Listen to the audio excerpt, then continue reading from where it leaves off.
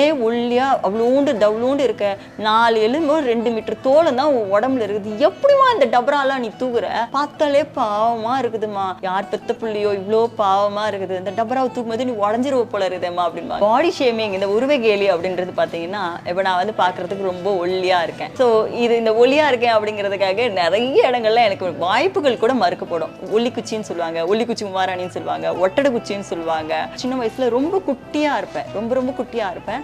பார்க்கறதுக்கு எலின்னு தான் கூப்பிடுவாங்க என்ன சின்ன வயசுல, எலி எலி அப்படின்னு தான் கூப்பிடுவாங்க. காலேஜில் பார்க்கும்போது பார்த்தீங்கன்னா எங்களுடைய கிளாஸ் ரூம்ல ஒரு ஸ்கெலிட்டன் வந்து இருக்கும். ஸோ அந்த ஸ்கெலிட்டனையும் என்னையும் கம்பேர் பண்ணி பேசுவாங்க. நம்ம கிளாஸ் ரூம்ல இந்த ஸ்கெலிட்டனே தேவையில்லை, நீயே பொதுவாக உடம்புல இருக்கிற எலும்பெல்லாம் எண்ணிடலாம் அப்படின்னு சொல்லிட்டு சொல்லுவாங்க. ஒருத்தவங்களை வந்து உருவத்தை வச்சு நம்ம கிண்டல் பண்ணும்போது என்ன ஆகும் அப்படின்னு பார்த்தீங்கன்னா, நிஜமாவே அவங்களோட பர்சனலாக அவங்கள வந்து வெறுக்க ஆரம்பிச்சிருவாங்க. நம்ம மேலேயே நமக்கு ஒரு விதமான வெறுப்பு வந்துடும், சுய வெறுப்புக்கு உள்ளாயிடுவாங்க. இப்போ என் மேலேயே எனக்கு ஒரு விதமான வெறுப்பு வந்துடும். இது எனக்கு மட்டும் இல்லை, நம்மள பல பேரும் இந்த மாதிரியான உருவகேலியை வந்து நம்ம சந்திச்சிருப்போம். என்னப்பா சாப்பிட்டு நல்லா உடம்பு வளர்த்து வச்சிருக்கிற போல இருக்குது அப்படின்னு கேட்பாங்க. ஒண்ணு ஒல்லியா இருந்தாலும் தப்புன்னுவீங்க, குண்டா இருந்தாலும் தப்புன்னுவீங்க, எப்படித்தான்ப்பா இருக்கணும்.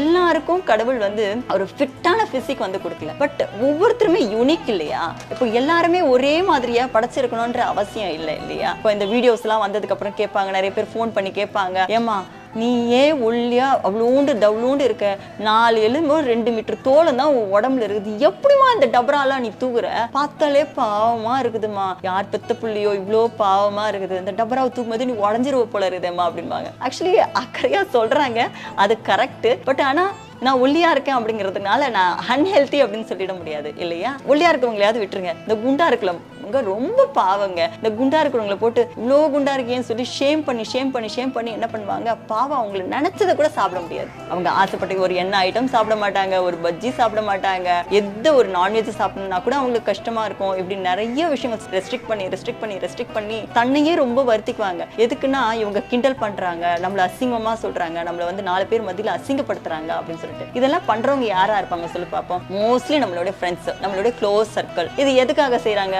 ஒரு ஜாலிக்காக. ஜாலி பண்றதுக்கு நிறைய விஷயங்கள் இருக்கு. இந்த உருவத்தை வச்சு கேலி பண்ணாதீங்க. ஏன்னா நீங்க பண்ண என்ன ஆகும் அப்படின்னா, அவங்களோட செல்ஃப் கான்பிடன்ஸே அவங்களுக்கு போயிடும். அவங்களுடைய தன்னம்பிக்கை உடஞ்சு போச்சுன்னா அவங்க வாழ்க்கையே உடஞ்ச மாதிரி. இப்போ நீங்க யோசிச்சு பாருங்க, உங்களுடைய அழகுன்றது எவ்வளவு நாளைக்கு, உங்களை யாரும் அடுத்தவங்க உங்களை ஷேம்னு சொல்லாத வரைக்கும் தான். அதாவது எப்பா நீ என்னப்பா இவ்வளவு அசிங்கமா இருக்க, நீ என்னப்பா இவ்வளவு கருப்பா இருக்கிற அப்படின்னு சொல்லிட்டு சொல்லாத வரைக்கும் தான் வந்து நீங்க அழகு. அடுத்தவங்க உங்களை விமர்சிக்காத வரையில தான் நீங்க அழகு. இப்போ ஒல்லியா இருக்கிறவங்க சேலை கட்டினா அசிங்கமா இருக்குன்னு சொல்லி கிண்டல் பண்ணுவாங்க, இதே குண்டா இருக்கிறவங்க சுடிதார் போட்டா அசிங்கமா இருக்குன்னு கிண்டல் பண்ணுவாங்க. தொடர்ந்து டீஸ் பண்ணிட்டே இருக்கும்போது அவங்க எவ்வளவு ஹர்ட் ஆவாங்கன்னா, அவங்க தன்னம்பிக்கையை உடைஞ்சு அவங்க வாழ்க்கையை சீரழிக்கிற அளவுக்கு அதை கொண்டு போகுது. இப்போ ஒரு இன்டர்வியூஸ் போறோம் அப்படின்னா இன்டர்வியூஸ் போக முடியாது.